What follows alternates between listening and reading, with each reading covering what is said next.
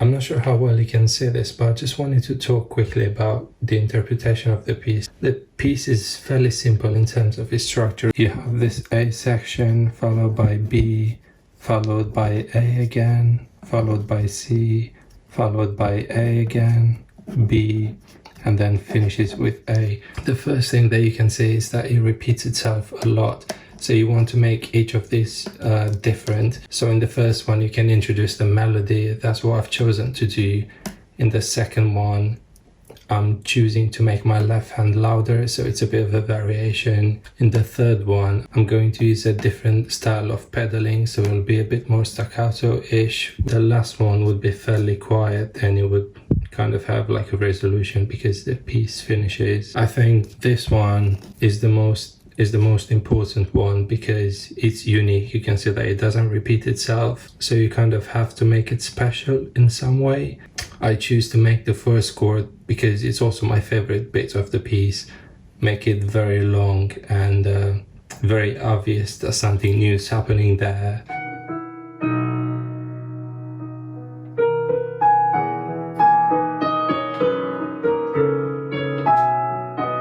And then there's also a difference in how I play the first B section and then the second B section. The first one being louder and faster, and the second one showing off the left hand a bit more and the hidden melody.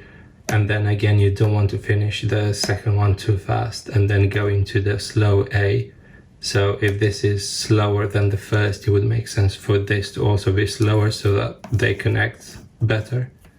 And really, it's just very boring to play everything the same way. It's boring for you to play, it's boring for the listener. It just is much more engaging when you create a story with it and make sure that everything fits together. It's easier to memorize, your creativity sparks a bit. So try and not play the same thing exactly the same on each repeat unless you really know what you're doing. If you made it all the way to the end of this video, thank you for your support. I hope you found some value in it. And please do let me know any feedback that you might have, because I look forward to learning how to make even better videos.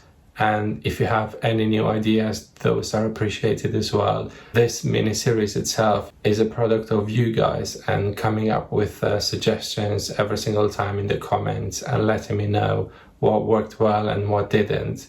I've already learned a lot from the first episode, and I look forward to making even better videos in the future. With everything that's going on out there, I hope you and those people close to you are managing to stay safe, and I look forward to seeing you in the next video.